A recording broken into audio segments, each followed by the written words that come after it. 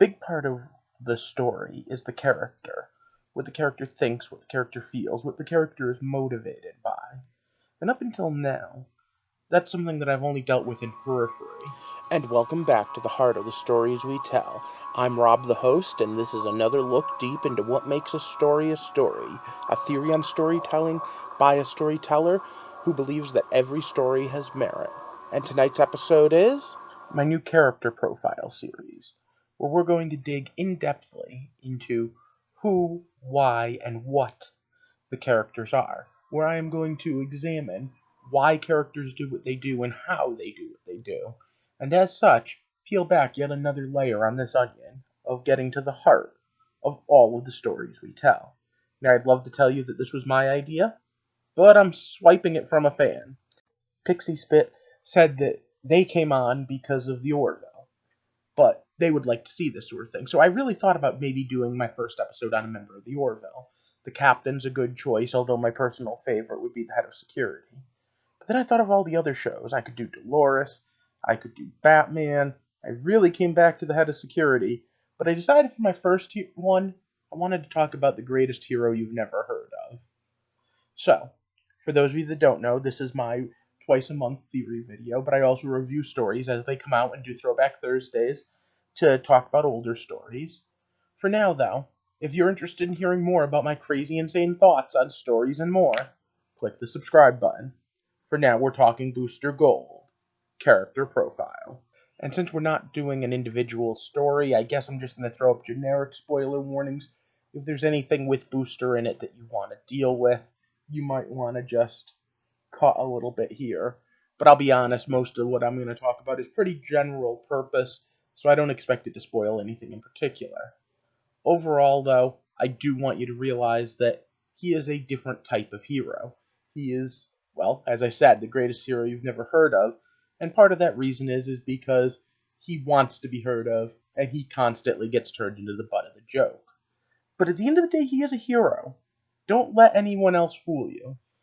His story is one that you have to really listen to because he's a good guy, but he's a good guy in that, hey, that guy you broke up with that time was a good guy, even though he was kind of lazy or didn't have a job and wasn't really that helpful and you didn't really click.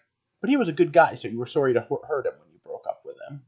Or a good guy like, James down the street. He has some flaws and he's cheating on his girl, but he's mostly a good guy, right?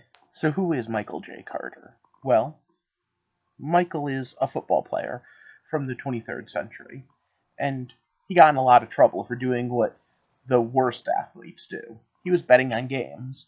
Well, at least in his thing, he was betting for himself. A little something. Created by Dan Jurgens, Booster, and remember I did a whole creator spotlight on Dan Jurgens back when I first started doing creator spotlights. Booster Gold is a very flawed individual.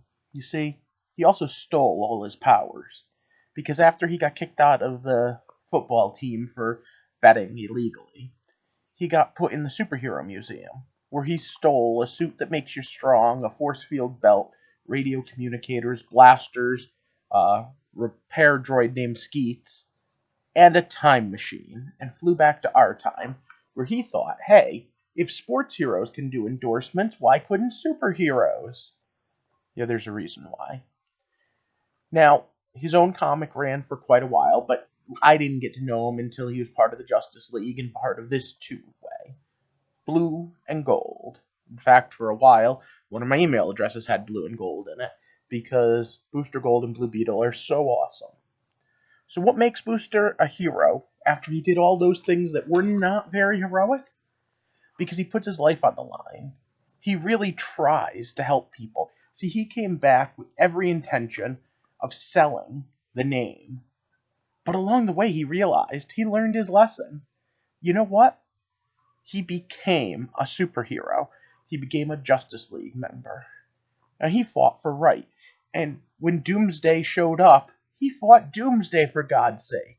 And his suit got trashed. In fact, that's what this panel from earlier was. Then he went through a few other suits and, got a bunch of Iron Man-like upgrades, and then poofda, we're back to where we started. Well, not really, because actually we're in a new timeline now, but that's too confusing. Let's talk about what Booster Gold wants. Booster Gold wants to help people. Booster Gold also found out that he is the father of time traveler Rip Hunter, and that as such, he has a bit of a destiny. He has to help out. He has to save time, and in doing so, he needs to save the multiverse.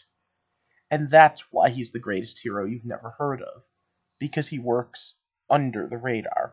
He tries to time travel and stop time anomalies, which in a comic book is pretty hardcore and impossible, let's be honest.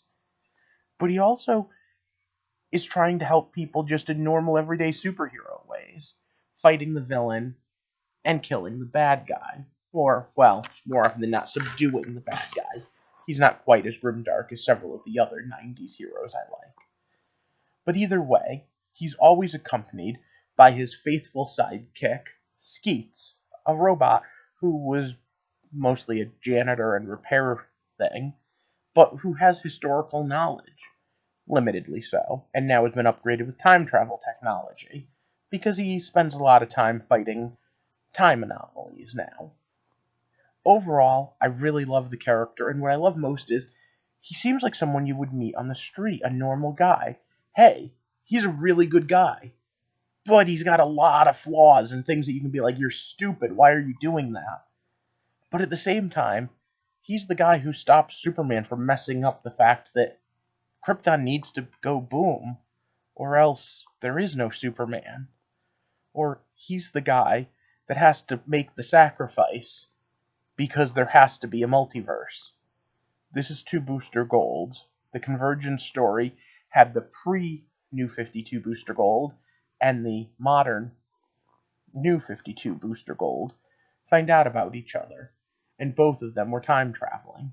Now, the pre-52 reboot one actually ended up getting reimagined as Wave Rider, and I'll be honest, they haven't really done a lot with the character since then.